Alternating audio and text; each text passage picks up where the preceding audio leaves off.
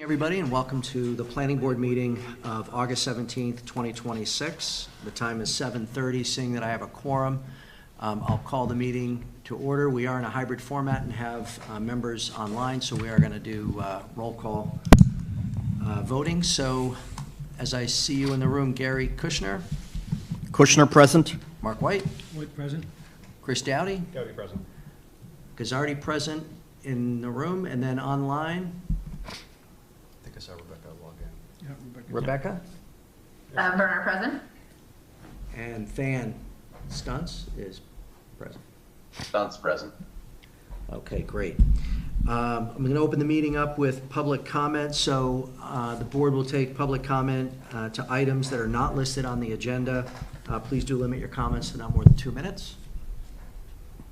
Comments? You have to watch online.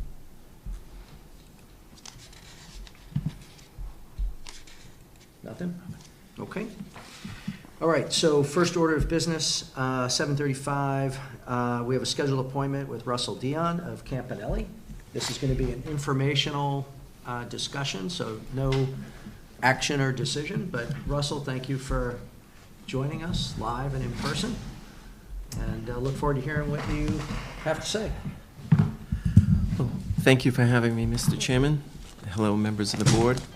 Hello, Alec. It's fun to be back in this room. You guys are so far away, I need to get new eye prescription here. But anyhow, happy to be here. I just wanted to provide a very informal hello, especially given we're winding down with summer and moving into fall. And I wanted to give an update as to what we've been doing since we last spoke in January with the finalization of the new OSCD, and then talk about a few next steps that we hope to be doing with this board in the fall. I do have with me Johanna Schneider, my legal counsel. She should be on the line and on the phone. So if anybody has any questions that she could help out with later, that'd be great. And I'm going to keep this quite brief. Great. Great to have you. Thank you. Thank you. So we have completed 2 declarations of conservation restrictions for 47 acres of land, and they've been negotiated successfully and recorded. The actual restrictions have an 18-month timeline to be finalized, but the declaration is essentially a legal LOI, which is recorded on the deed. So that is all moving. And Alec can attest, and he may have updated the board as we went through those declarations. The content of those declarations became significantly more serious. So essentially the declarations mirror the restrictions. So we will move through the restriction process quite quickly because the legal negotiations and the text and the context is all resolved. Regarding the Harvard parcel with the Harvard Conservation Trust, well, the football is on the 1-yard line and ready to go over the goal line. We have, that's the 46-acre parcel, which we are transferring ownership to the Harvard Conservation Trust. The reason why it's not done as of this moment, but will be done probably within the next 30 days, is the Harvard Conservation Trust, through their council, had a variety of title matters that wanted to be resolved and addressed during this process. And that process involved a variety of third-party entities and involved some tenants of our park, and the process just took a little bit longer than what we anticipated. We've been keeping Alec apprised of that process, and there's essentially no further complications in the closing, and we expect that to happen, like I said, in the next 30 days. Over the summer, we've been doing some ongoing maintenance in the park relative to the turtle barrier, and we've also been doing a lot of turtle monitoring. We actually have GPS devices on the backs of turtles, and my botanist can track them, and he enjoys doing so. We have also commenced and nearly completed the grassland management plan. It's about 90% complete. It's being reviewed in-house and will be submitted to Natural Heritage for review and approval first thing after Labor Day. So at this time, the park remains in good shape. As this board knows, we have 4 technology-based tenants, Cisco, Medtronic, TUV, and Intel. and then we have a food and beverage tenant in Craft Food Hall. And the park remains very attractive to users outside of the park. And that's really what brings me here for the next steps. We have, as we all know, we have 3 remaining lots ready for development. 2 lots are somewhat similar. I'm going to put an exhibit. Oh, the exhibit is up on the board now. We permitted through the OSCD for new development lot 600, which is about 68,000 square feet of footprint. Lot 700, which is about 70,000 square foot of footprint. Just to put that in perspective, TUV is 64,000 square feet. And then lot 800 is a larger opportunity. Our next steps is, we've made a significant investment in the park since we've acquired the park, and certainly in recent years, we've made additional investments working with both Littleton and Boxborough on a water main project. We've done some PFAS filtration for the restaurant. We've done a variety of tenant improvements. We've done some conservation work. And we've talked about the turtle protection and other investments. And we want to continue our investment here in Boxborough, and my partners and I are very anxious to get started, and we want to create an opportunity in speaking with our real estate brokerage community that we want to make an appropriate timeline that would be quicker for our users that are inquiring about how to be occupying at the park. So our goal, and we've been working on this a little bit, is to submit in the fall. We anticipate probably a late September or early October submission, and I expect to work with Alec a little bit between now and then. But we want to submit simultaneously for site plan approval for lots 600 and 700. At this time, we do not have a tenant for either building. There are a variety of very good tenants in the marketplace, and we've been conducting tours since April. And so the marketplace has actually ticked up. And we've made a decision that we want to get the permitting piece behind us, and then we want to have a shovel-ready site. These things raise a bunch of questions, which this board will think about, and perhaps Alec and I can meet and we can talk about that in between. But we've given it a lot of thought as well, and we anticipate a very similar tenant base that the park has today. Park has Fortune 500 tenants, and we anticipate that, and we anticipate similar uses. The park is permitted for office, R&D, and light manufacturing. We anticipate staying right within that use category. Traffic generation is low. We've done a couple of traffic studies in recent times, which we'll present in the fall, but essentially traffic ranges anywhere from 17 to 22% of what ITE and MEPA standards are, which is standard. I mean, you never meet ITE standards. They're so conservative. But we're happy with that. Medtronics is very robust, so is Cisco. TUV is probably down about 10 to 12% from what we projected during the permitting phase. And the restaurant is fine. I wouldn't say it's robust, but it's fine. It's holding its course. And Intel has occupied only 1/3 of the space that they leased. So that's been a bit of the slowdown in that. I don't have any vision into Intel occupying further space. They've leased 148,000 square feet, which is 3 floors of Building 500. They have invested greatly in the building when you look at the facility they built there, but they only moved enough people that occupies 1 floor. So that's their call. Again, the users in the park are low waste generation, no industrial waste generation, low water users, essentially no emissions and no noise, and low traffic generators.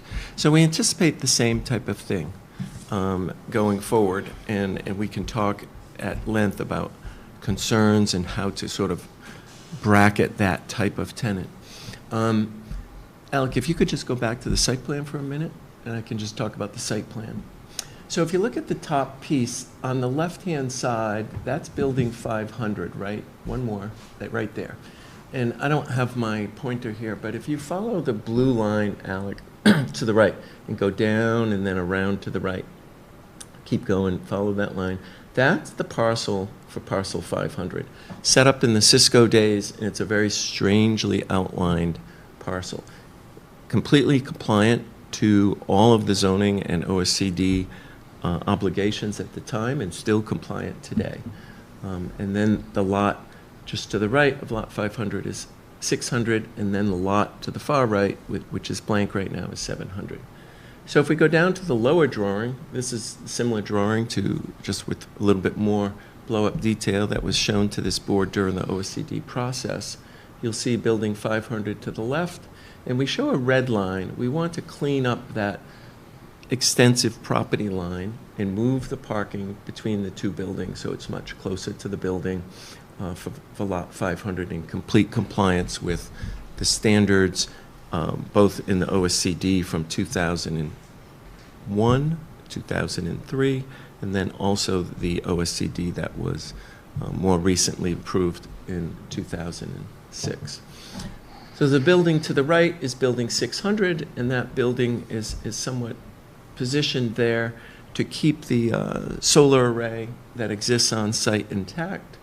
In that building, it's actually strategically the right size, anywhere between 75 and 90,000 square feet with these R&D tenants is a very good size in the marketplace right now. And we've experienced that with TUV, and there's been, King Street has done a lot of development in Devons, and they've built 5 speculative buildings that ranged in square footages from 75,000 square feet to 250,000 square feet, but most of their tenants are ranged between 50,000 and 100,000 square feet. The building to the right, lot 700, again, similar to what we showed in the original OSCD presentation. The footprints on 700 is 70,000 square feet, and then there'll be optionality for the tenant whether or not they desire more square footage, and the option for the mezzanine, which was the capacity of the square footage that we talked about and got approved with the OSCD. So the footprints are the same, the parking arrangements are the same, and all of the zoning dimensional compliances from yard setbacks, heights, lot coverages, open space, impervious coverages all comply. There's no waivers or any variance from that. So that's really where we are. Pretty much short and sweet, but I just wanted to come in and share with you what we debated quite hard over the latter winter months and into the spring, and we're all excited about coming in here and doing that. One question you may ask is, would we build these buildings spec? It's not been a Campanelli mission in the past, and we've actually discussed that as well. There's a chance, although we'll probably know more about this when we come in the fall, there's a chance we could build lot 600, which is the building just to the right of lot 500 there. We may, subject to interest rates and market conditions in the finance world at that time, if it makes sense, we may build that, but we can talk about that in the fall. At this point, the 5 partners that are part of this project, we don't have any intent to build, but there is a lot of discussion about maybe building one of them on spec and taking that risk. So that's really all I have. Didn't want to catch you by surprise, but wanted to say hello, and I'm certainly happy to engage in any questions or commentary you may have. Thank you, Russell. Appreciate you and Johanna coming and sharing this and what you and your partners' plans are. Questions from anybody on the board? Rich, could I just chime in Yep. real quick? Sure. I did just want to hop in here, just give an opportunity to commend Russell, Johanna, and the entire team. Behind the scenes, they did work very hard. You heard me at multiple meetings talk about the process we went through, which was probably more cumbersome than anyone thought for these declarations of restriction. They did a fantastic job. They were always willing to work with us, and I want to commend them for that. I agree with the sentiment expressed. I think the conservation restriction will be much quicker and easier because of the work we went in. And I want to also just commend them on the work they've put into this proposal. I have previously spoke with them about the possibility of something coming in late summer, early fall. I'm excited to see it come forward, and I think it'll be a great opportunity to test the new expedited permitting method that we have put in place, especially where so much of this work was done over the past year. I'm really excited to work on this with them. They're partners at Kelly Engineering, assuming that's who they choose to use again, and Johanna on the call. We have expedited permitting. We're going to try it out. All right.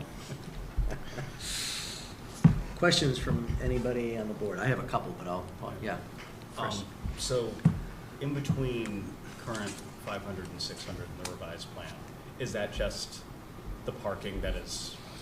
That's the parking that would be repositioned. Okay. And one of the things we'll talk to you about is we don't need that parking today, Yeah. okay? So why build it? Yeah, Right? that's a. It fits on the site, it complies to all the regulations, and the stormwater management is already in place for it. But it's about, I want to say about 123 parking spaces in that vicinity. And I can go through those metrics a little bit more with you, but you see it sort of greened in there. Yeah, as a, Yeah. leave Which, the way it is. yeah, exactly. It would be a best practice if possible. Other questions? So Building 500 has IBM, TUV, and Kraft Food Hall? No, TUV is not shown on the exhibit here. TUV would be to the left of Building 400 then? Yeah. That would be, I'm sorry, 400. I 400. misspoke. 400 is to the left of 500, and the only two tenants in 500 are Intel and Kraft Food Hall. And between the two of them, that's about 156,000 square feet of 202 rentals. So there is space still available Yeah, there's for another about, tenant roughly if about need be. 40,000 square feet, correct. And remind me one more time, lot 600, what's the size? 94,000? Or is there a range? The footprint is 68,000, as shown on that diagram. And what we talked about was mezzanines, which would put, that one's a 34,000, so the gross square footage, if a maximum build envelope were to go there, would be 102,000 square feet. Thank you. Yep, you're welcome. Other questions for Russell or Johanna? I just have one. So, way back in the beginning, you said that you don't build on spec, Right? and so it's kind of surprising that you would, but I can understand why you would want to, because it's a quicker turn when you finally get a customer, and as long as you can build something generic enough to fill. So, but how many have you done on spec? Of this product type, 0. However, we have, there's really two models that we're looking at. So we actually sold and marketed land to, that we had purchased from Polaroid in Norwood years and years and years ago. And then we had worked with a medicine development company for quite some time, and we went out on a limb and we built out some space for them, just the shell, before we had any agreements. But we felt pretty confident they were going to come. They had very little options.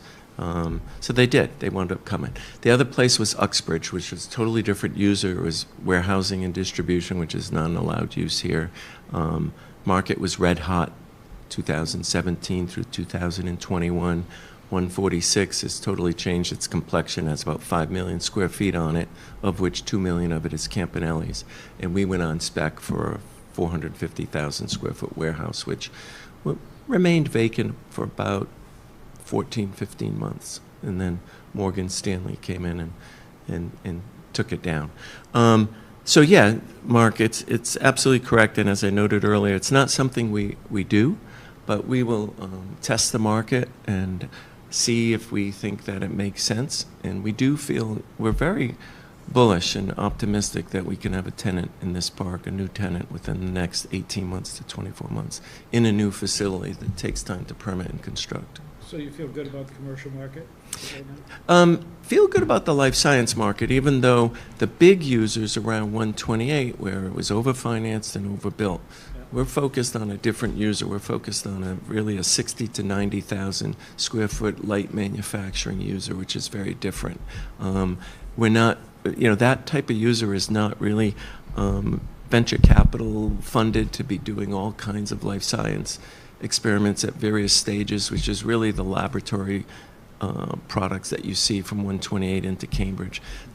Out here at Devon's and in other sites, it's really much more of a production type of thing. Okay, so we are guardedly optimistic about that. Yep. Good. Anybody online? Dan, Rebecca? Russell, I'll ask, so, and maybe this is a question to Alec, but the relocating the property line, is that simply just wave the wand and we move the line, or is that That'll be. Is that a subdivision of sorts, or? Typically, that's done as an A&R filing, and it's either done immediately after or simultaneous to the site plan Because it would meet the application. requirements, you just, yeah, okay. So Right, we the would- A&I process is what we anticipate Okay. doing. Yep. You did this with lot 400, and it was one of the earliest conditions of the approval for 400 was that the A&R was required prior to a building permit.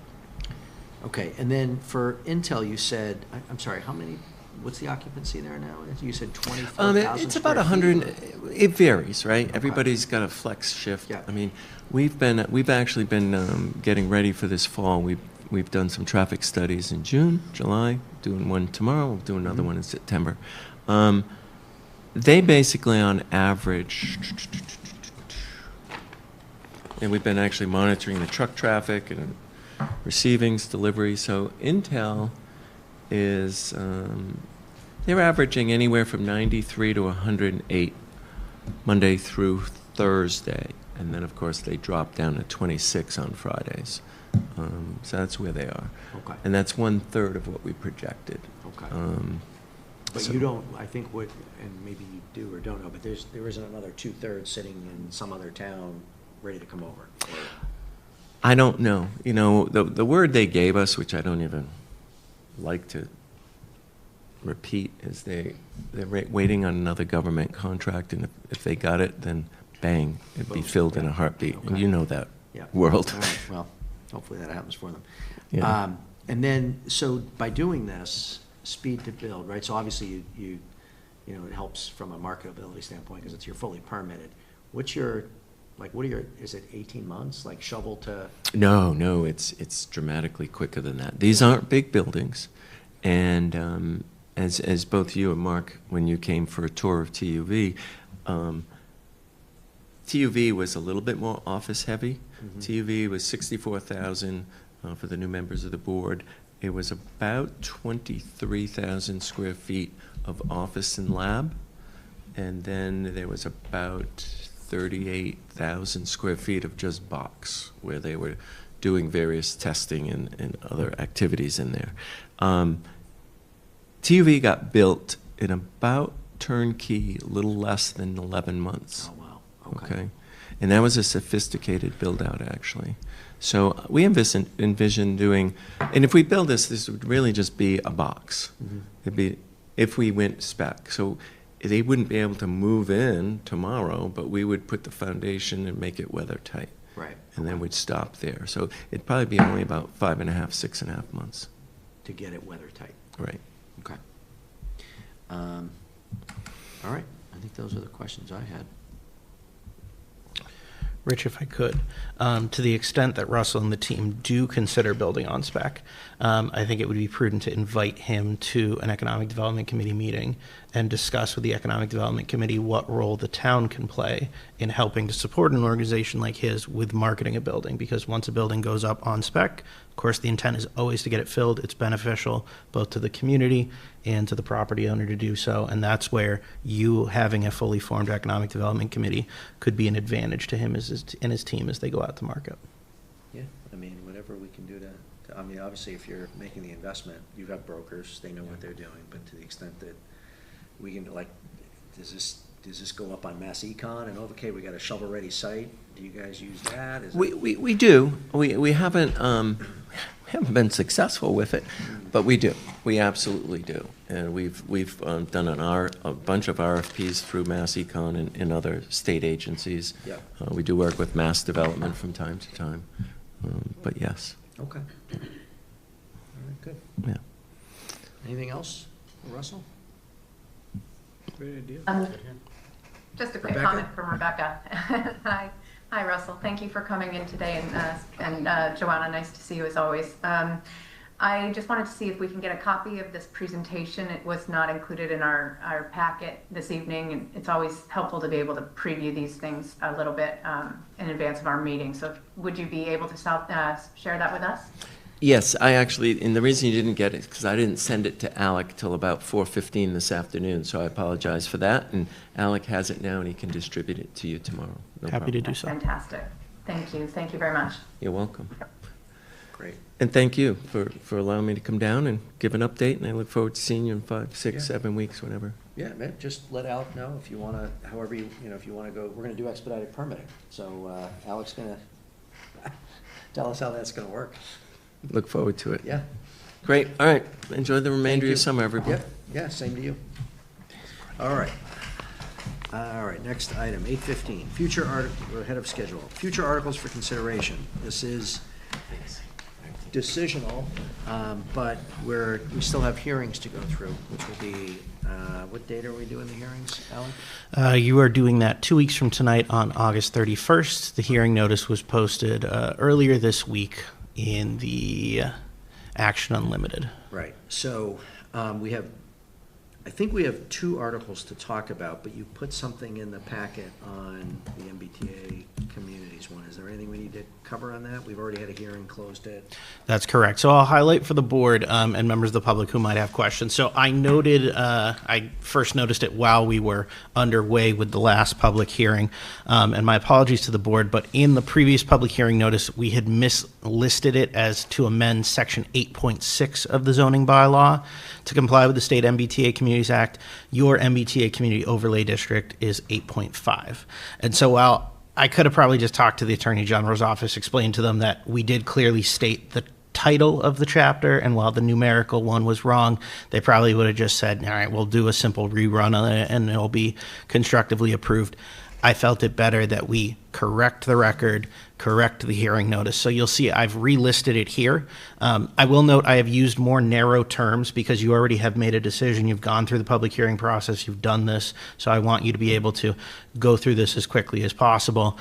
Just review the same language that you approved at your last meeting. And so I've attached that to the same hearing notice, which also includes the temporary moratorium on data centers and the revisions for consistency with the governor's changes to Mass General Law. Okay, so we have to do the hearing again then on Yes. MBTA communities, but the hearing is going to be focused on the decision that we've already made. Yes, I expect so. You could choose to do these 3 in any order, but regardless, you'll see I have narrowed the language significantly for the MBTA Community Overlay District. For example, I've taken out revisions to the map. That's no longer included because you made a decision at your last meeting not to proceed with that. Okay. All right. Let's start with data centers then.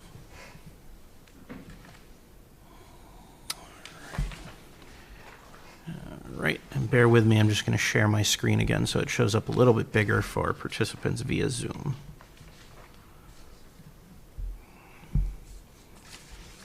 All right. And everybody should have paper. Yes. So we have provided this article, which addresses multiple sections of the bylaw to establish this temporary moratorium. It first establishes the use within the table of uses. I placed it under business industrial uses and made it a no across the board with a footnote. The footnote refers people to section 7.10. That would be a temporary section that would address temporary moratorium on data centers, provides a purpose, the moratorium language and length, some more language. And then in 9.2, you'll see the terms defined. This was a definition that another community, or substantially similar to what another community had used. In taking feedback from the board, I ensured that it does not apply to data centers as an accessory or incidental use to another use located in town. So to the extent that a company like Intel, who we just heard about, has a data storage capacity on site, but it is a significantly smaller component of a much larger business, that would not be affected by this. That would not be touched by it. And I will jump back up real quick to 710.4. What this does is it sets an expiration date. So if you take no other action by December 30th, 2027, then this would automatically expire. That's the way a moratorium would work. So that gives you over a year. And I did include this component. Best practice is really to put it on record and commit yourselves to conducting a study, even if that study is simply case study research of other communities, pulling in research from other communities, not necessarily having to invest in anything significant or arduous, but it commits the board to doing work, and it demonstrates to the Attorney General that this is not just an outright off-the-cuff prohibition. This is something that's conscientiously being done so that the community can take time to understand the use and the need. Notably for you here in Boxborough, where you have municipal light plant rates and you have a great deal of wetlands and aquifer space to draw down from, you could be an attractive community. I don't know for certain, but you could be for a data center. So this gives you time until December 30th, 2027 specifically to conduct your research and to make a determination as to what's best. I will note that other communities have taken a similar approach. I've seen at least one that did another moratorium this year, and then another community this year did a more robust look at it where they prohibited the use in most every district, and they based it off tiers, so the size of the data center. I didn't do enough research to understand how they came to the conclusion of those tiers, the size, the quantities, but even they did it by special permit as opposed to a by right use. I'll note I provided this to Chris last week, and so he started reviewing it. Chris is, as a reminder, the proponent of this article, and so he'll be the one to carry it forward through the public hearing process and to town meeting. Chris, tell us what you... Sure, so a couple comments, questions. So the moratorium with a certain date of expiration seems to be what the Attorney General is most likely to allow. A year, what would this be? A little more than a year. That feels Chris, like can you move a little closer to a microphone? It's hard to hear you online. Sure. Is that better? Yep, that's a little better, thank you. Okay, I sound fine in here, so that doesn't help. So, where was I? Yeah, so an end date is basically required by the AG, and a year-ish is a timeline that's happened. I think was it blanking on the name? It's Mansfield or Lowell took like 6 months, 6 to 8 months to get theirs drafted. I believe so. And like Sussex, I think had Sussex or Sussfeld. It was in S Town. It was in moratorium. S-Town, yes. I think they also Sussfield. have. I think it's Sussfeld, somewhere further west, but with a similar kind of timeline. So I think this feels reasonable.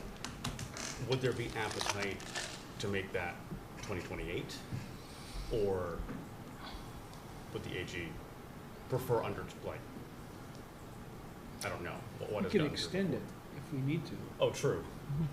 Okay. And we have 2 town meetings between now and then.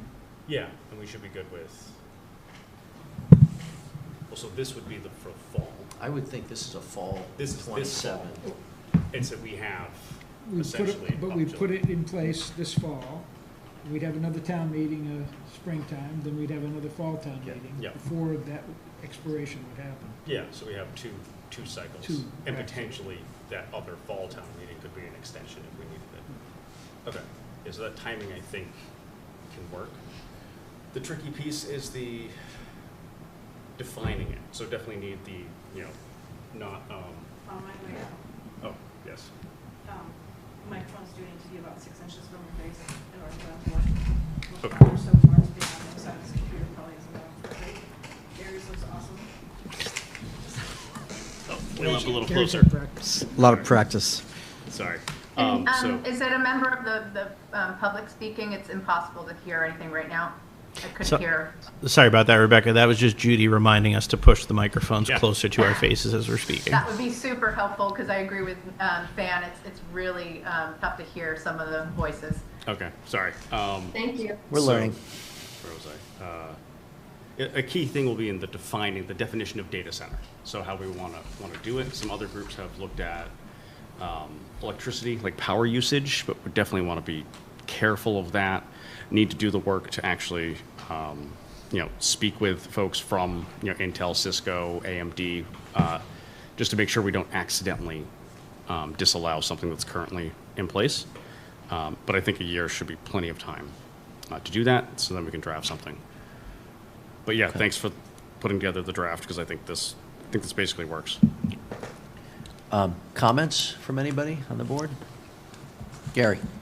So I agree with the moratorium. My concern is, and Chris sort of said this, the existing data centers we have.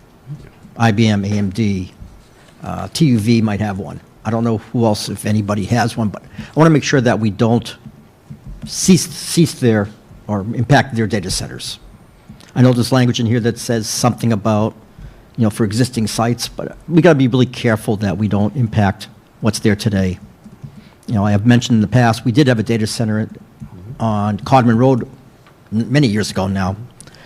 It was like one floor, I think, of the building. And as we go through this process, we'll define what we want or what we don't want. I just want to make sure we don't impact what we have today. That's great feedback. I will note that a temporary moratorium, like most other changes to a zoning bylaw, it is subject to a grandfathering clause. So anyone that is in operation today, if we determined that they are predominantly a data center by use, they're not secondary and incidental, they're not an accessory use, they would still have their protected provisions. They would temporarily go into a state of lawfully pre-existing non-conforming, and then as you work through this, the definition may change, they might fall out of the definition, they might be fully encompassed, and they'd be subject to the new rules, but they would be protected. Further, I will note, and this board has heard this, but the changes that the governor recently made to Chapter 40A protecting that status. So if someone was a data center 2.5 years ago, they're now protected too, because that protection of elapsed use goes out 4 years now, not 2. So you would have a greater level of protection than you previously did, and they would be entitled to that same grandfathered clause. So we just want to make sure as we talk to the existing companies that we reinforce that they're not surprised. Yep, absolutely.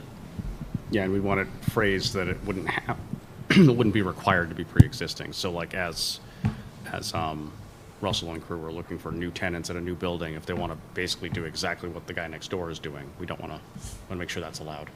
So that's the, accessory and incidental to principal use otherwise permitted.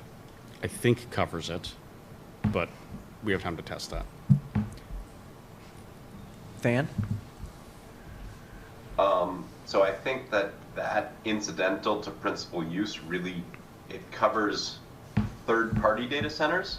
It would not cover Facebook or Amazon because their primary activity is not a data center.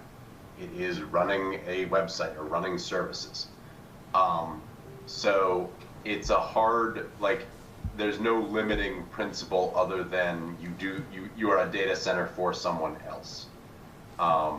I would prefer to have a limit on power usage because that's the actual concern, not the fact that you're processing data. And where that limit is, it could be 1 megawatt, 5 megawatts, something like that. But in a way, I would do that for any building in town, kind of thing. So I think that the data center problem is not the issue, it's the energy usage issue. We all run our lives on data. Zoom, we couldn't have, this would allow Zoom as the primary owner of a building, but would not allow us to use somebody they had contracted with. So it's not, I think that's the hard bit. And yes, it's a year, it might be okay. But there's no actual limit in this other than a third party can't run your data center for you. If you run it yourself, it can be as big as you want.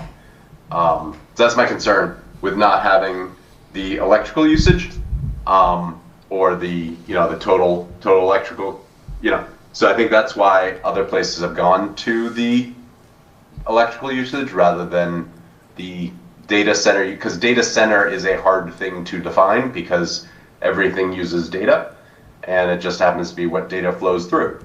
So that's where I'm at, and I don't know the total megawatts of a building and things like that. That may be something to ask Littleton Electric. Hey, what is everybody? What's the largest property usage over whatever it is? And then we get that, see if that's reasonable, and then put that in. So that's what I would suggest.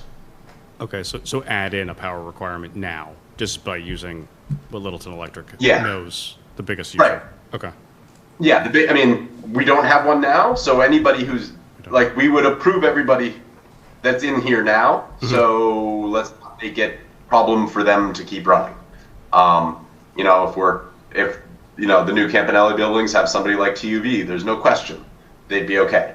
That kind of thing. So, okay. And then, it also limits Littleton Electric from having to hook them up at 10 megawatts. Where do you get the 10 megawatts from? All that stuff. So I would do it based on that, and Littleton Electric would probably be a good resource to figure out what the highest usage is. So.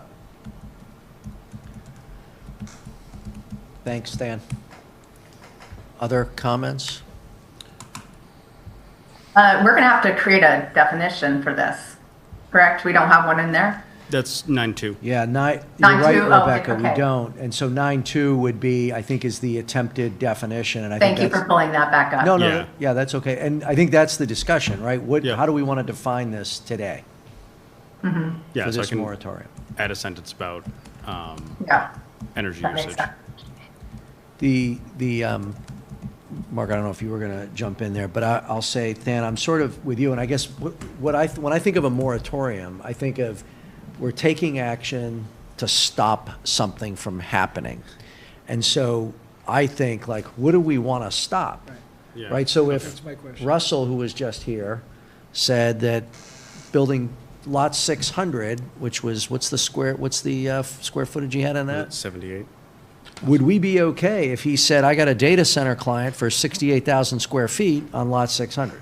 Are we trying to stop that?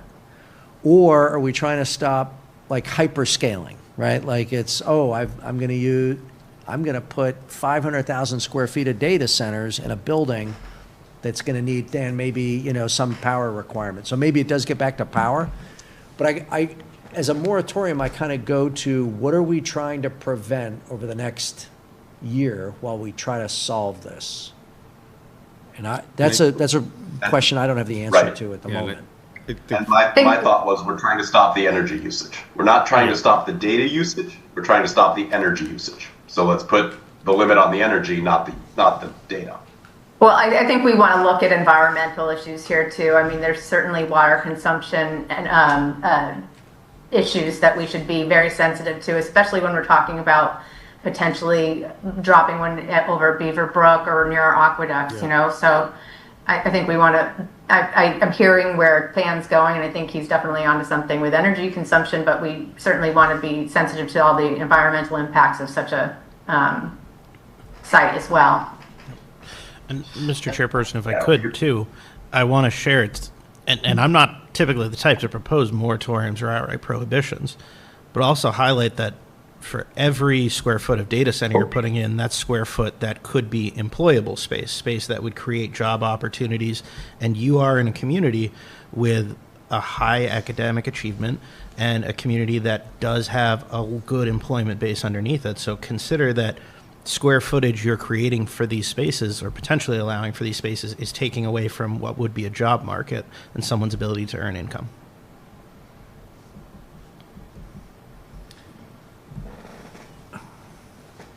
Other comments? Well, I'm still trying to understand. I mean, this is new to us, and I think Yeah. one of the reasons that we decided to go for a moratorium was, again, I've read a lot about it in the news. Other communities across the country are struggling with it. It seems like a problem, but I don't understand the problem. And so I know it has to do with things like electrical demand and water consumption, noise, air pollution and climate effects, land use, visual. I mean, I got a list of things that I kind of found that, well, these are the bad things or the things that you need to have as metrics and to, when we decide. But the idea of a moratorium is just like, well, hold on while we figure it out, because right now, we don't know enough. And other communities, I mean, it was a front page in the Globe this morning, he sent me a copy of that, is, you know, there's another community that's struggling with battery storage. So, you know, we're working it out. This is all new tech, and we don't know what it is, and so I guess the, you know, our knee-jerk reaction is we need to at least make sure that something bad doesn't happen here in the interim. So I guess I'm not so much worried about the details as much as closing the door on it in the meantime, and then kind of, because we have 6 months between town meetings. If Russ was to come to us and say, well, we want to do a data center, but your moratorium blocks us from doing it, but here's how it works, and it's not going to be a problem, then we could say, well, okay, well, then we can start to resolve our moratorium and maybe pull something out of it that's blocking that until we get to know it more specifically. But right now, it's, I think the only thing we can really do is mimic what other towns have put in, which I think is what we're already doing, is, you know, the most sincerest form of flattery. Yep. So,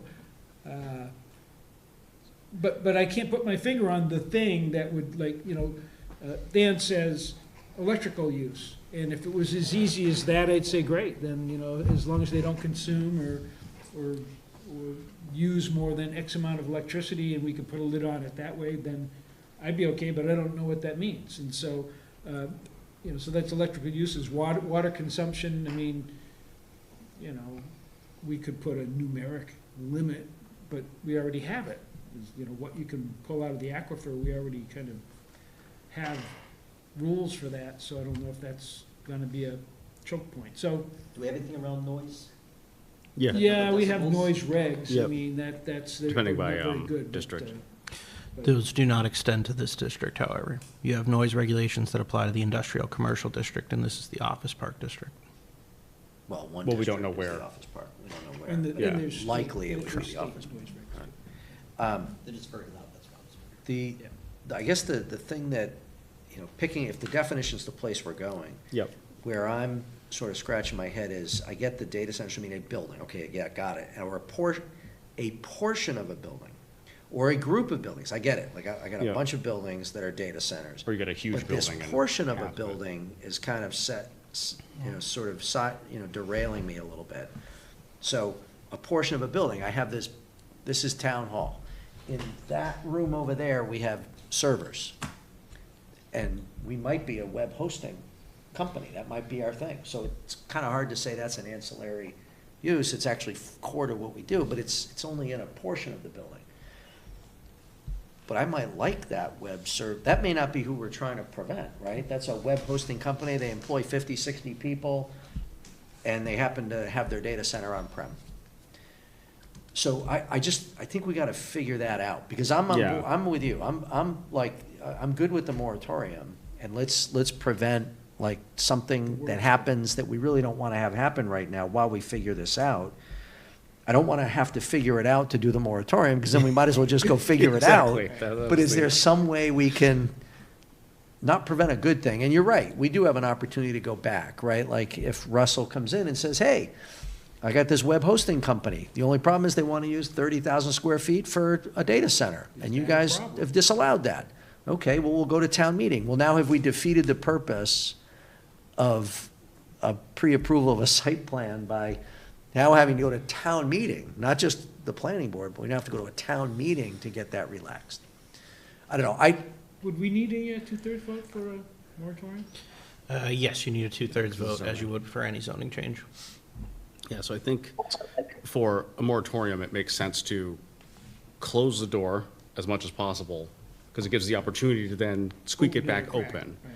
And that's what some other groups did, is they defined basically a small, medium, and large. And like, large, absolutely not. Medium, Probably not. Special You need a permit. lot of Yep. permits, and I think even the small was, But yes, but by what I don't special understand permit. is what makes it small, medium, or large? Is it square footage? They use just Power. power consumption. All right, it sounds to me like power's been the method. Or As for you, now, as you and read then- about a yeah. hyperscaling center or whatever, everything taught, Amazon's building something, it's Yeah. gigawatt, it's all based on power. Yeah. And that drives water, that drives kind of The, everything. the water consumption is from waste heat from processors and power, so, and water is just the cheapest coolant Yep. method. So you could potentially still consume just as much power. So we could put numeric power limits. Yeah, that Like seems what like we the Well, that's, I think, simplest what Dan way is to do it. suggesting, Right. right? That we find out from Littleton, What the if biggest thing Cisco's is. driving 100 megawatts or whatever, I'll Yeah, bet that's you- okay. I bet you they're just the ones to ask too, because they Yeah. don't want to be, Intel,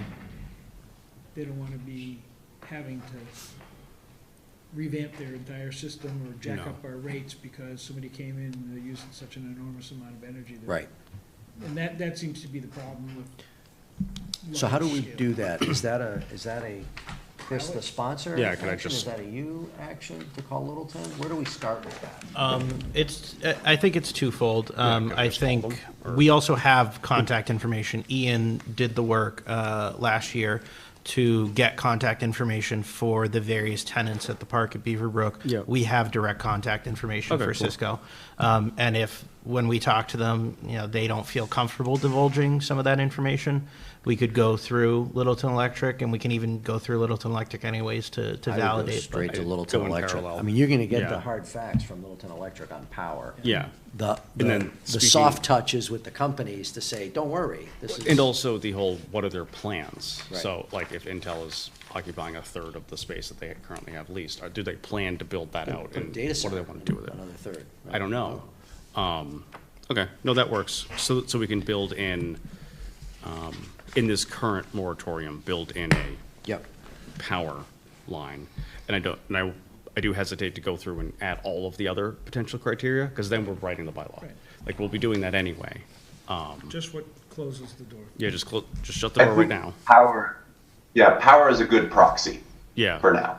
And we'll figure out all the other details to add in, because I do have Right. significant concerns about environmental impact of things, but sticking a metric to Yep. that is harder and requires more actual work than, Do you know what our baseline is? I mean, do we know what the minimum or maximum usage is for centers in our town already? Do we have that information pulled together? Like, how do we set that boundary, I guess? yeah, so that was the, I don't know if you were able to hear it, but that was the conversation of Littleton Electric supplies it directly. So Okay. go directly to Okay. them, and, what's our biggest user, round up, that's where we draw the line.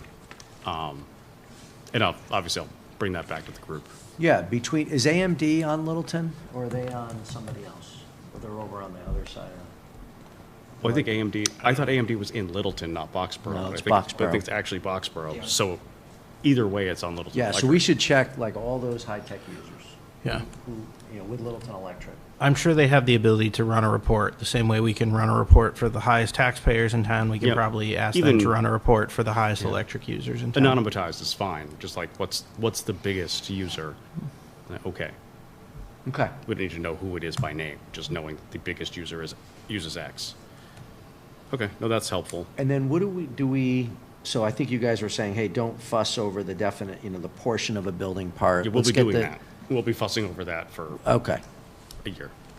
For a year, we'll Up fuss to a over year. that. For the moratorium, you guys are saying, don't fuss over that. Let's get the power consumption will be the guide. This Yeah. just shuts the door, and then we will figure it out. The careful writing to not accidentally exclude things Yep. that we are okay with. We don't need to do that just for the moratorium, or we have to do everything all at once. Okay. Anything else on this one? Public hearing in 2 weeks. We'll have a revised Oh, draft. This isn't public hearing? No, No, this is okay, just a sorry. working session of the board. Okay, sounds good. Public hearing in 2 weeks with it. We'll have a revised draft that you guys will work, and then hopefully maybe some Littleton Electric data that we can work Yeah. with. Yep. I expect that, just given the title of that article and calling out data center specifically, I would be prepared for questions from the public on that one. Yeah. We've seen that has been a controversial use in a few communities, just given the current climate. So be prepared to answer questions as a Maybe board. you may be getting questions, you may have Boston Globe calling you tomorrow morning. Very well. Stranger things have happened. All right, next article, I think, is 40A. Yes. Change to 40A. Alec, I'm going to have you walk through this one. Yes, so this is a very dense article. Just sound check.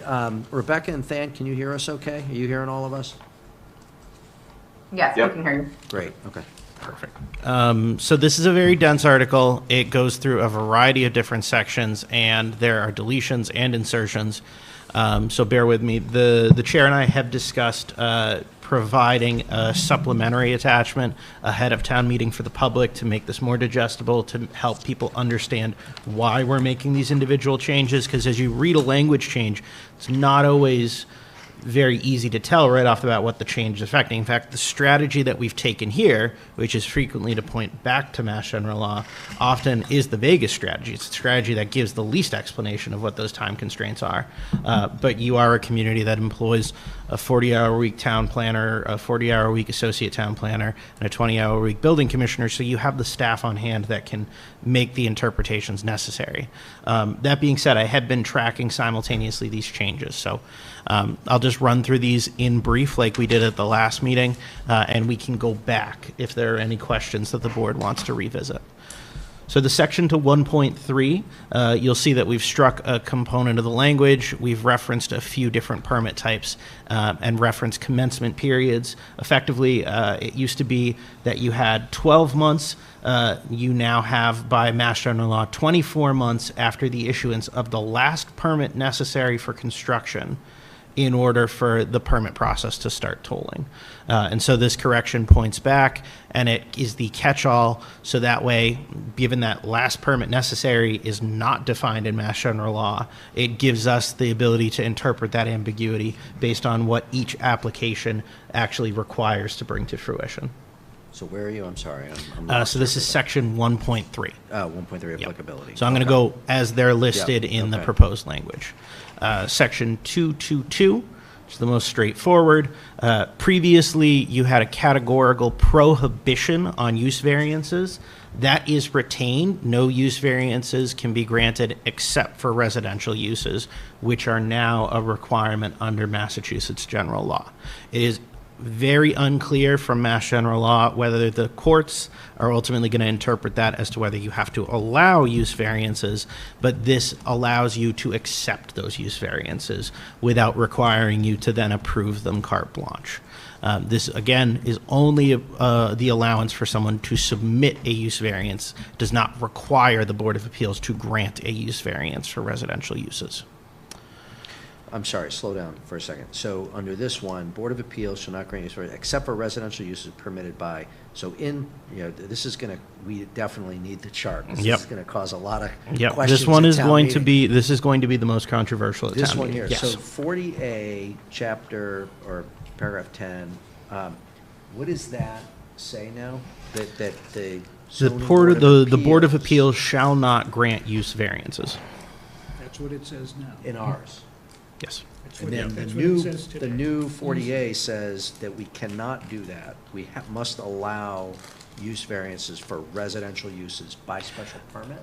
It says that you may allow. So previously, the way the way Mass General Law was worded, it was that you could not allow use variances unless you specifically allow for them in your zoning. Now it says you may not allow use variances unless you explicitly allow them in your zoning, except for residential uses. Mass General Law does not say you have to grant use variances for residential uses, nor does this. This does not say you shall grant it. It says you shall not grant use variances except for residential uses, which you still have the ability to review under special permit because it's a use variance. So a use variance would come under special permit. Is there guidance somewhere that the zoning board of appeals would follow? when evaluating a use variance? Is We that would in- we would have to write that out. Otherwise, it would be by special permit, and it would fall just to the explicit special permit section or the general special permit section, because we have not declared a special permit for residential use variances. And it, no matter what we do, it's gonna have to be tested in the courts. It will be tested in the courts, because if somebody doesn't get their variance, they're gonna go to court. And in fact, they're worried now about if you don't get it one place, you come get it the other place kind of thing, Mhm. the way this is set up now. So again, they're still working out, we're going to have to work out Yeah. the bugs. And I guess the question is, should we, and this is kind of what I wanted to talk to Adam about, if he can't be here for this portion, but do we want to put in specific criteria for this type of a special permit? Like we have for, auto dealers and restaurants, right? We have very specific special permit criteria for certain uses. Do we want to have specific criteria for use variances or no? Yeah.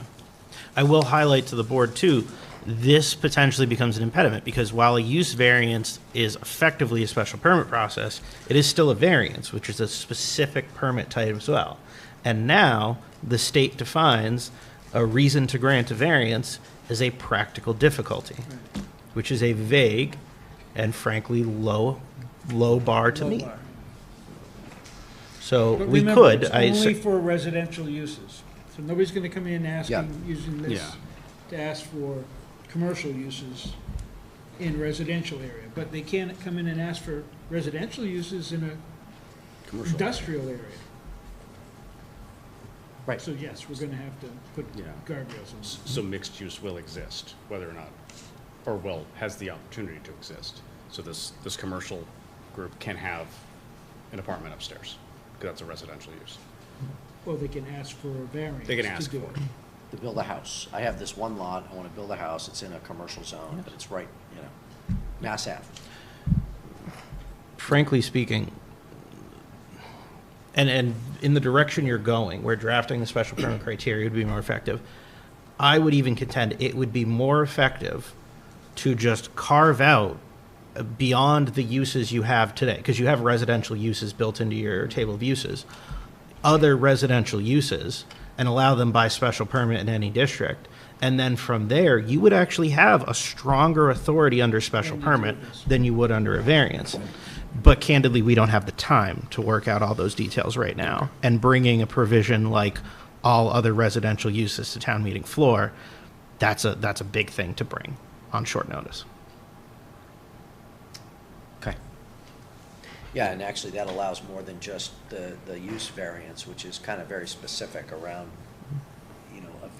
I think we talked about this. It's not intended to be like, we have 100 acres and I want to put a housing subdivision in, and I want a use variance. Well, no, that's not, we talked about, this is more for infill, right? Okay, keep going. All right, so proceeding on to section 431, listed as your general. So this is specifically regarding the vesting rights for a permit. This is one of those other sections where, again, we include language. Previously, vesting rights were dependent on when a permit, whether it's a building permit or special permit, was issued prior to the publication of a zoning hearing notice. So you'll remember, if you make a change to your zoning bylaw, when you publish that hearing notice, if someone has not received the permit, aside from a subdivision application, which has totally different sets of rules, if someone has not received the permit, then they are not entitled to a grandfathering if that eventually passes at town meeting. However, the state has now changed that language. And so it now is based on when the application is applied for. They term it as entitlements. Those could be building permits, special permits, or entitlements. So we include that catch-all language or other entitlement applied for under General Law, Chapter 40A. Okay. Questions on this one? Anybody? Just ask as we go. All right, keep going, Alec. Yep. So this section under 432, this is a correction based on the change we made above. So you'll see we've made these except for changes permitted as of right. A special permit must be obtained. And so this is just following up based on other items we've provided.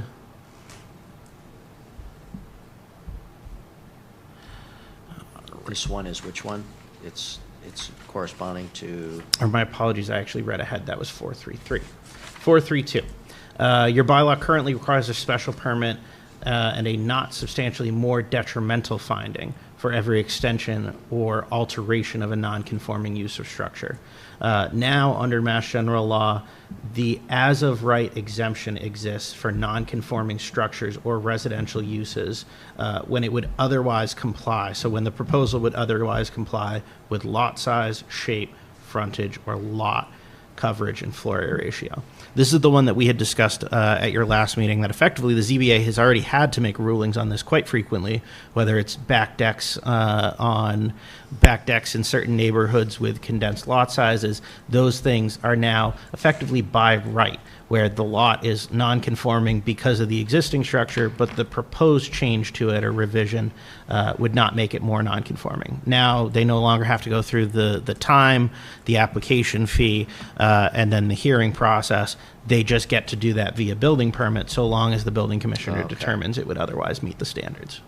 so it takes away the need to go for a special permit. Yes, which I think if you ask multiple members of the Zoning Board of Appeals, it's not necessarily a bad thing. There have been a lot of hearings we've gone through to ultimately say 5 words to a property owner and say, Yeah. okay, now we spend 30 Yeah. minutes drafting a decision. Well, not to mention what it does to the property owner, having it. Yeah. Yes. And so then from 433, this is an amendment based on 432 and the changes we've just made. So you'll see we even point back to section 432. Okay. Yep.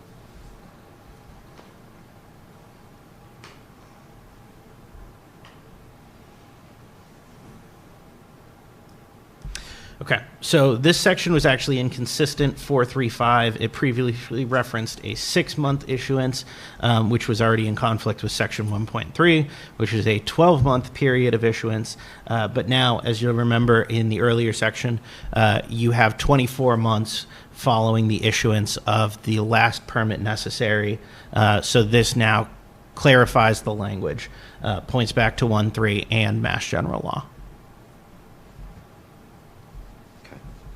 I just wonder how these are gonna play on the floor town meeting.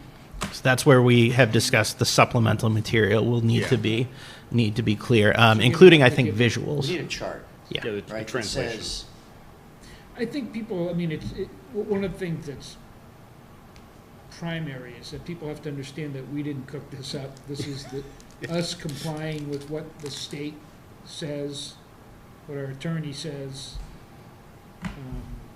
in, at this point, the most minimalistic way.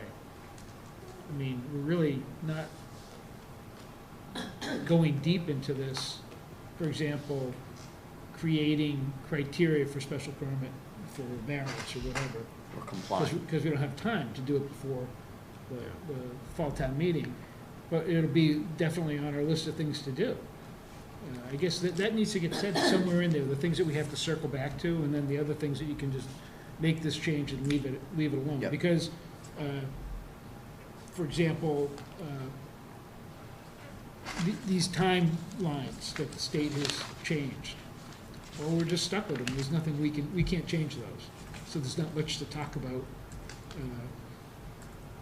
really. So some of these I think we have to go back to, and other ones we just basically have to say that this is how mass law has changed our bylaw, and there's no choices here.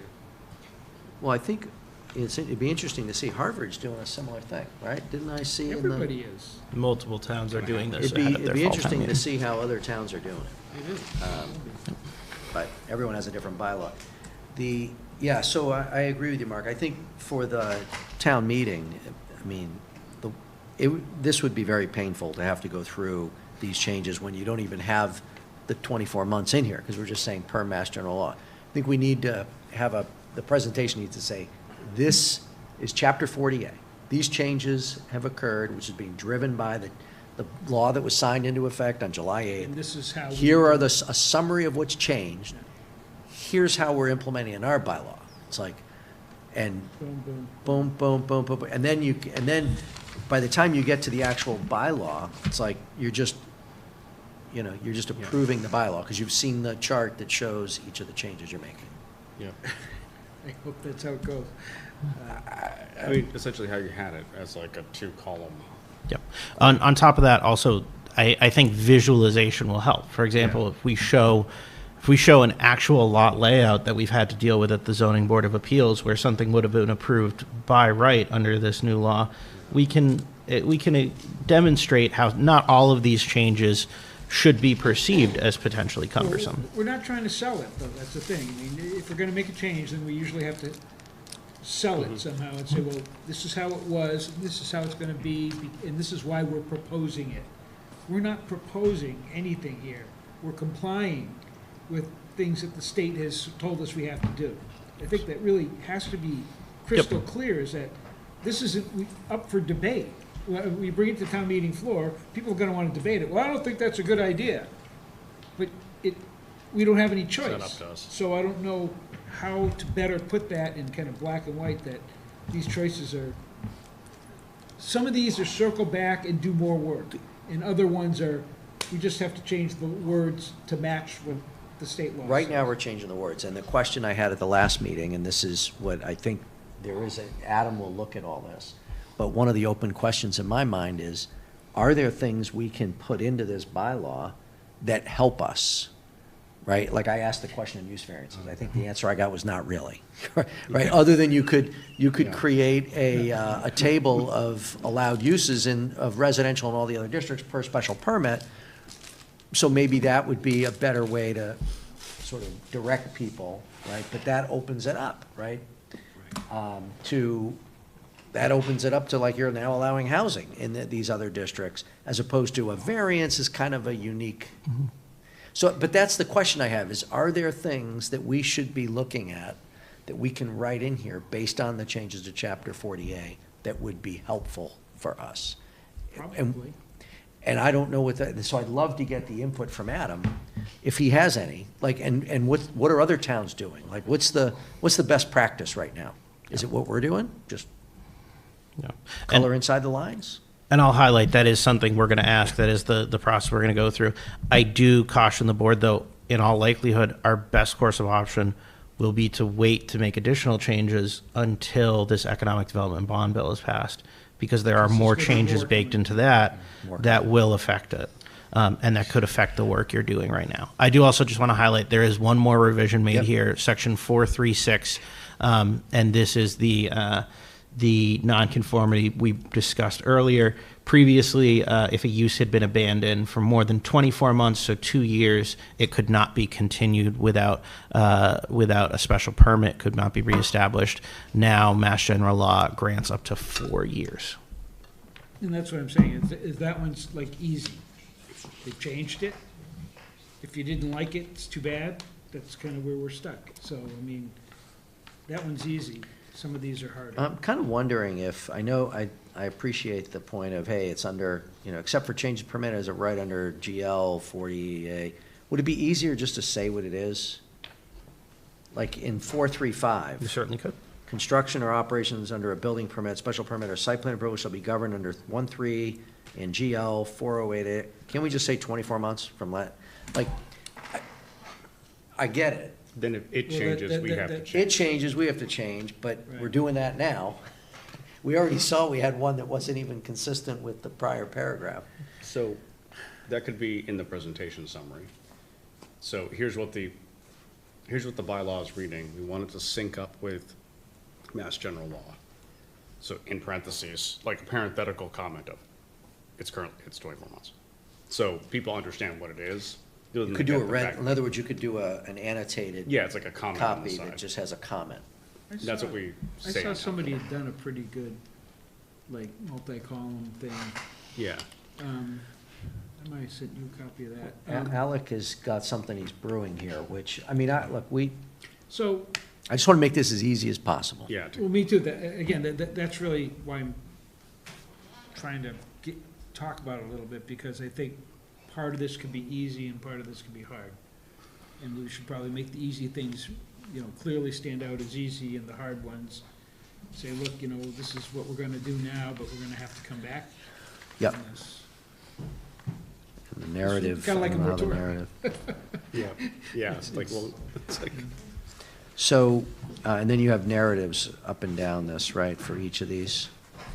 Yes, you I are kind believe of so. saying I what- gave a lengthier summary than I typically would, because I felt that that was important. This was also almost effectively the notes section I would put Could to a we PowerPoint, so. just put this table, this simple table here in the summary? Here, this is Yeah. what this is That could be the the summary. change, this is the law change, this is what we're changing. Or however, or this was what was old, this is what's new. Maybe that's, Could. I'll admit it doesn't show up as pretty on, no, it's hard. to on the read. thing. It's hard to read. I'm just trying to think of somebody getting this I also don't at have those. home. Bless you. We don't have color printing in our warrant, so it wouldn't appear as nicely. oh, so you can't highlight and, All right, we got a little work to do. Maybe, Alec, we can take that offline in terms of how to present this. Absolutely. All right, any other discussion on this? This is kind of what we got right now going into public hearing, right? Yep. This is what, all three of these have been posted on your website, which I'll note in the planner's report, the updates we've made. Have you talked to Town of Harvard or any other towns? No, I've been monitoring the Mass Planners listserv sporadically just to see what other towns have started doing. It's starting to percolate in the last 2 weeks in particular.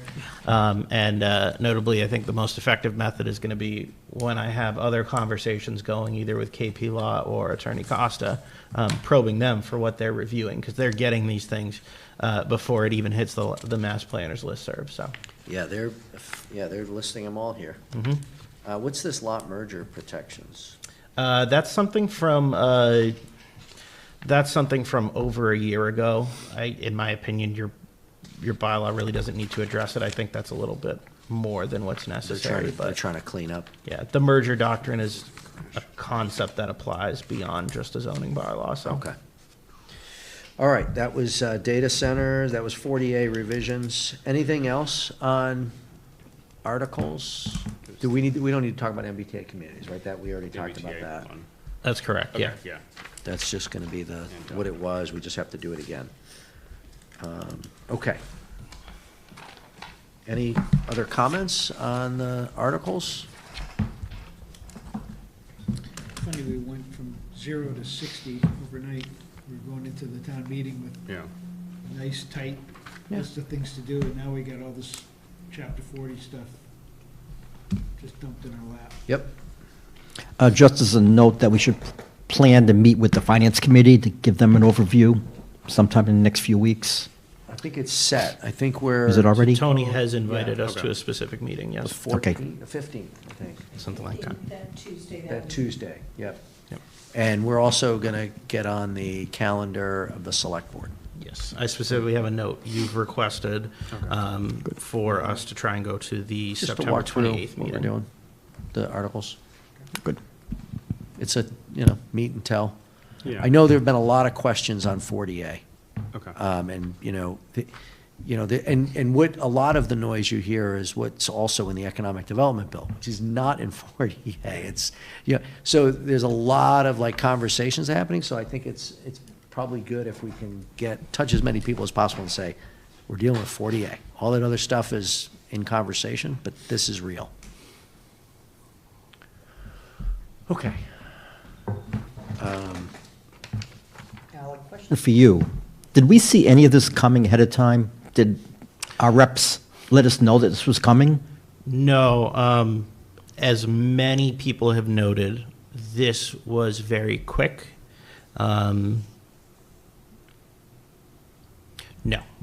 No. Very that- few people saw this coming, and there was very little engagement done by the governor's office in preparing these changes. Is that feedback back through the senator and their representative to I would push back? not speak on their behalf. I would not say those are words, but in my community, from my peers, this is something that many feel there was limited to no engagement done on. And it's kind of happening again with the economic development bill. I mean, Well, I there's will more note the economic conversation. development bill, there have been That's been- testimonials, public Oh, hearings. there have. Yes. Okay. Does that There's mean a we have some lot of- visibility into what kind of changes are happening then? Yes. Yes, you can track any of those House bills or Senate bills. You can track them in the workflow, the process. And if you follow any advocacy groups, they typically have listservs that bump out what changes are being made as they're being made. So It's pretty radical things that are floating out there. Different, like, Real impacts to Boxborough? could, Do we know yet? Yeah, no, there's some doozies in there. Is there a way to I'm push guessing- back on to our senator and representative to, Well, that's a great question, and I mean, we could, as a planning board, I suppose, call Eldridge and Senior into our meeting and say, what are you doing? Okay, but for the 40 changes, it's already done, so it's a little late for that. and I do know that at the last, I don't know if it was the last select board meeting or the one before that, there was discussion about, maybe the one you were at, there was discussion about having our representatives go to the select board, and then somebody had commented, well, the planning board had this conversation. I think we've talked about this. I'd love to express my And feelings. so the to- question was, well, why don't we get them here and do a joint meeting? Because there's concerns about the school funding and, Yeah. as well, right? Which is not a planning board matter. It's a school committee and a select board matter, finance committee matter, maybe. sounds like inviting them to the BLF might be the way to go. Yeah. Okay. Let's keep moving here. Administrative business, minutes for approval.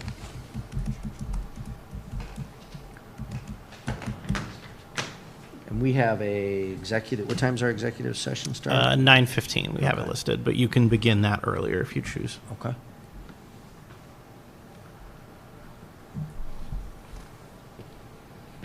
All right, minutes. So I'll move to approve the minutes of August 3rd, I guess it is.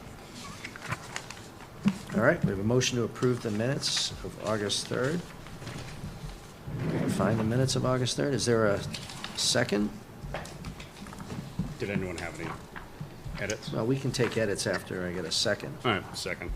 All right, we got a second. So Gary moved it, Chris seconded it. All right, any comments on the minutes? The notes, we typically bring them up on screen for folks.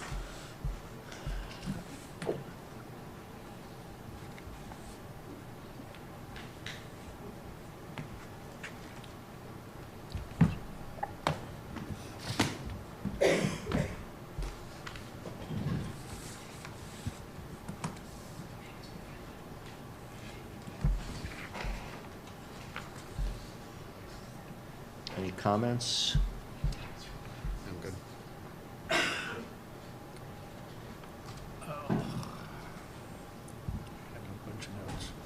You have comments, Mark? I don't know where to start.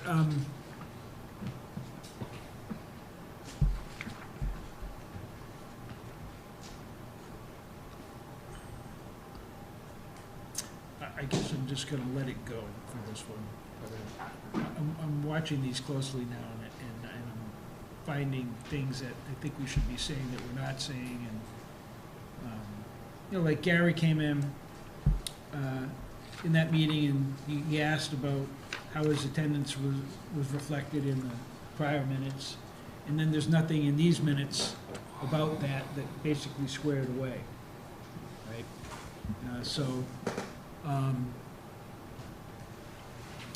What else was there? The affordable housing units, Alex said something about replace up to 20% for affordable housing units when we're talking about 40B count of affordable units. And then instead of saying like a clear 20% affordability requirement. I mean, I get these notes and they're kind of like, I don't know if I want to start to mash up the minutes, but I've been kind of looking at them closer. And the question is how far do we want to go? Well, so let's go back to the Gary. So Gary did comment on his time, and we did discuss it, and then we said, we're just going to move on, right? Right. So we don't capture that at all.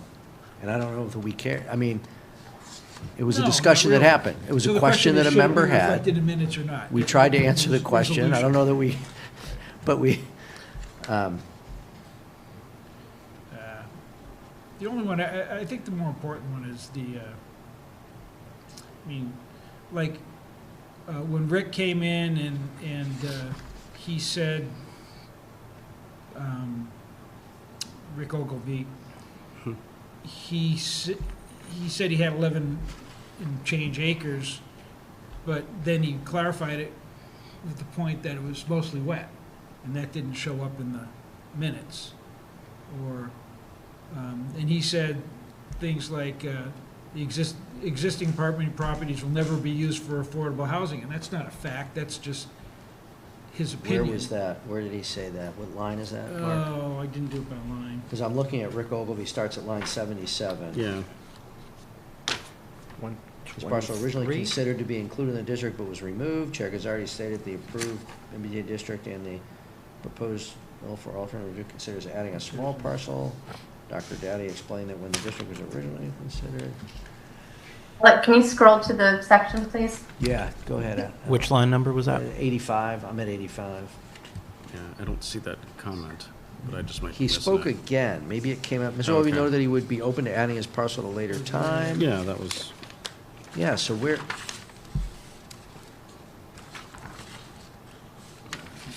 I'm not seeing where he, so the minutes are, so I guess if I understand the process for generating the minutes, so somebody reviews transcription or the recording and then just adds substantive. No, we have a minute taker.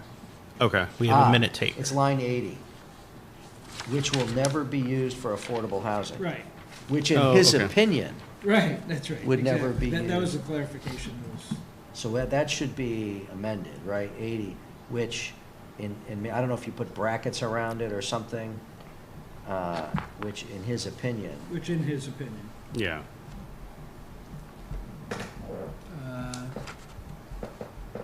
will never be used for affordable housing. Okay, was there something, that's a good change on 80. Something else, Mark?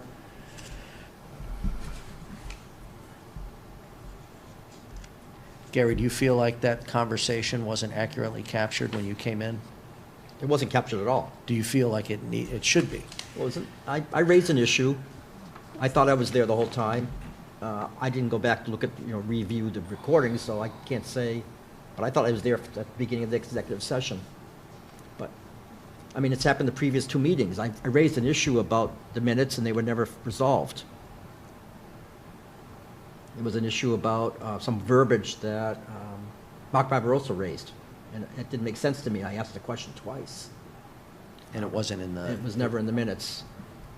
So is there resolved. something we should say here? I'm just thinking, how do we tailor the minutes? If we want our minutes to read better, then we need to kind of figure out, well, okay, what more do we want from them? So like, you made a comment. The problem is we can't capture everybody's comment. Every comment. But if that a everybody board makes. member is questioning something, that should be captured. Yeah. In a, Board in a me- hearing. Anywhere, Hearing. like board member questioned why, That was a hearing. Okay, so that makes it special. So the hearing should kind of capture the ebb and flow of it more, I think, than a regular meeting. But maybe that, I think that's my beef with them. I would say that meeting minutes are supposed to be kind of a way to fact check, like, hearings that took place and all this kind of stuff, or whatever, the discussions, but it's not, that seems like more of an administrative conversation that maybe Alec can have with our note taker versus something that is content worthy for meeting minutes. yeah. What do you think? Alex thinking. I use meeting minutes to go back and like refresh my brain on like conversations that we had about Beaverbrook, for instance. It's less about when somebody joined the meeting. That's just me. Yeah, to offer a suggestion, because this is a checks and balances of the board too. You approve your own minutes for a reason. It's not like the minute taker writes it and sends it off to the presses and it's firm. I think an effective methodology would be for board members to send us corrections, because when you're writing minutes for a 3-hour meeting, then You don't it's wanna very easy to miss elements. I would encourage you to send us items as you're doing your review. Because as a reminder too, Mass General Law does not require you to approve these minutes the very next meeting. You have up to 3 meetings or 3 months, the lesser of which, to get these approved. I have. And that's I'm gonna where- do that. I'm gonna send you, Yeah, like copy Yeah, edits. that's where your support would be very helpful, because as quickly as we turn around another set of meeting minutes generate. You do Yeah. meet quite frequently, and with a length of meeting going on 3 hours, condensing it down to 6 or 7 pages can be quite challenging. And I commend Kristen for the work she does. Believe me, I'm very excited that I don't have to do minute taking for the boards here. She's in Boxborough, fantastic but- compared to what we've had in the past, yes, for sure. yes, for sure. Okay. Any other comments? Then we got one change on 80. I just post the recording and call it. Was there anything else that anybody had? I want to say that having done minutes for planning boards in the past, she does a great job. Yep. I know Yeah. if I, like, when I did it, there was like 6 lines for a 2-hour meeting. It's like nothing So, of just- substance. yeah, well, here, I got the highlights. I was trying to participate and trying to take the more minutes. Yeah, It was Yeah, hard. that's hard. So That's hard. is fabulous. And she does a pretty good job of it. So I think just saying, if you notice something, send it early. We can get it corrected. Rather than just blanketly approving them. Hey, it looks good, but actually reviewing them is probably good, because there are things you'll miss when you're listening to stuff. Okay. So, All right. yep. So I'm gonna send my revision. So, and To I'll this be one, honest here, or I mean, in the what future? I've So we been doing should is, table I this one. record these meetings now. This meeting I'm recording in my office. Zoom lets us record the transcripts. Actually, when we're in this room, it doesn't know that now the person talking is me. It just says BXB-TV. But when we're in a regular Zoom meeting and we're each on a different machine, it records who talks when. So it does a real good job, and the transcripts are actually excellent. I mean, come a long ways. And now with AI, ChatGPT, I can say, well, suck out give me the meeting minutes, and then I compare them to Kristen's. And it's like, they're very similar. Kristen does a good job, but all of a sudden I start to pick up details that I realize are missing from Kristen's copy. And then I go, oh, well, that would be nice to have that in there. And it's interesting to see what ChatGPT will do with it, because it's actually a pretty powerful thing. And to be able to get minutes that can take you back to the video, if you ever want to go there and see what actually happened in the meeting, that's what I always wanted from my minutes, was to be able to go find what was said by who when. And because we retain those, we're keeping the videos, right? Yep. I mean, Yeah, do we have a go watch policy them. for keeping the recordings? All your recordings are stored on Okay. BXB-TV. I don't know how far going back, but in this case, you can look back to the very first virtual meeting you did post-COVID, I believe, so So at least think 6 of years. that over time, because especially with land use, okay, well, we had a hearing, 5 years ago, and what was said in the meeting, and the minutes kind of point you to, oh, it was that day, so then you can go, and now you can go get an entire transcript of the meeting, just like that. It doesn't cost a dime. That's one hell of a data center. That's one hell of a data. Yeah. May I ask to that point, from a legal perspective, we are required by law to announce, BXB-TV has to announce that this is a recording in progress. But I'm noticing 3 people on their phones right now, and I'm hearing Mark White saying he's recording the meeting. Legally, do we need to announce this to the public during these sessions? No, as members of the public join the meeting, they're automatically prompted that the meeting is being recorded. If anyone else chooses to record it, that's of their own volition, but that notification is granted at that time. Okay, any other comments? Because I got a motion and I got a second. I have one change, which I guess we could do a friendly amendment. If I could, Rich? Yep. Yeah. One of the things I think could be an effective tool is, let's get this feedback, let's get these revisions that people have. Let's, at our next meeting, approve these minutes with those revisions. And So then we send can your look back and comments see in. it. And I think that actually gets us into a healthy cycle where 2 weeks later, Yep. you get a set of minutes to review, and then 2 weeks after that, you're approving the set that Let's was try that. provided What to I'll you. do next time is, when I get done doing that, I'll send you a copy of it, and then that way. Right. So I'll pull my motion to approve the Yeah, minutes. makes sense. Pulled, okay. Motion's pulled. We'll take that up at the next meeting. Okay, planners report. All right, so I do have a couple items, so I'll go through pretty quickly.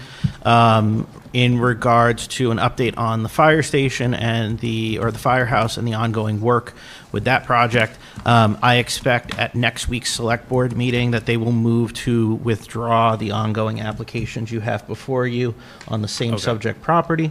That will clear the way, nice clean slate on the property, no applications on the books for you to review it under a new proposal. As the property owner, we now have the ability to assent or to revoke that permission for those applications. So the town administrator, if he hasn't already, will be getting in touch with the original applicant, having that discussion with them, and letting them know that the select board will be making the withdrawal. I felt that was cleanest to do it at least a meeting or two before potentially receiving any new applications on the property.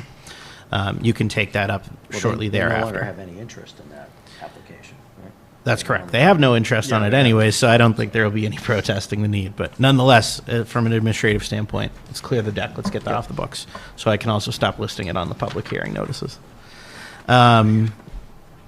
I also expect that we'll be doing a pre-development meeting in-house, myself and several other department heads, with the engineering team and the architecture team, a pre-development meeting which we do for some of our private clients or our private property owners who enter this application process. That will be shortly after September 1st, and that will precede the preliminary submission for site plan approval that we've previously discussed. And again, I expect that roughly September 23rd, likely that meeting on the dot, you will have a preliminary public hearing to review the proposal for the firehouse. And that's on that schedule you Yep, published? it's on the update. Yes, that's on the It's on the updated upcoming. schedule, yep, which I now keep next to me for these things. I will note as well, we have made changes to your webpage specifically ahead of Fall Town Meeting.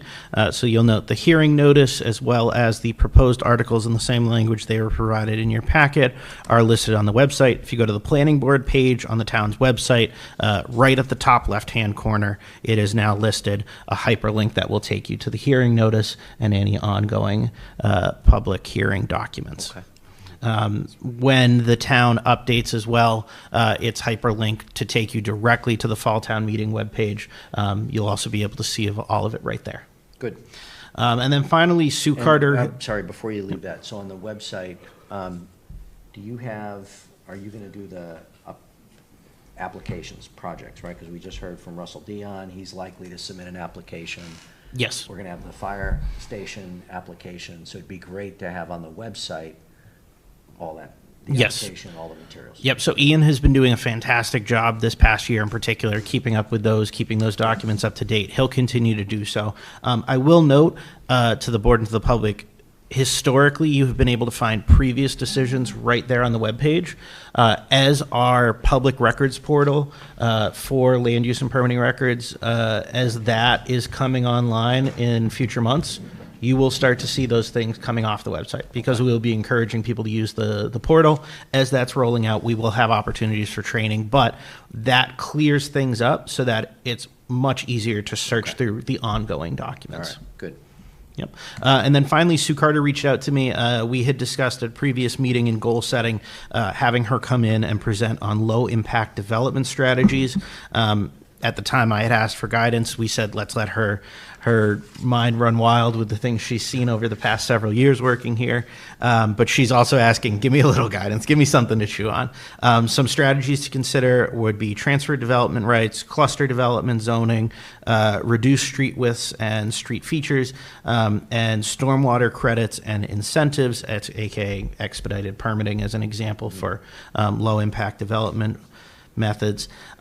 Those are just a few. We previously discussed this. Is there anything in particular from what we discussed before, is a low-impact development strategy that the board wants Sue to speak on. We had talked about reduced street widths and a consideration of what a street layout should look like for Boxborough, so I've flagged that one specifically. I continue to mention transfer of development rights, so I'm going to throw that on the list.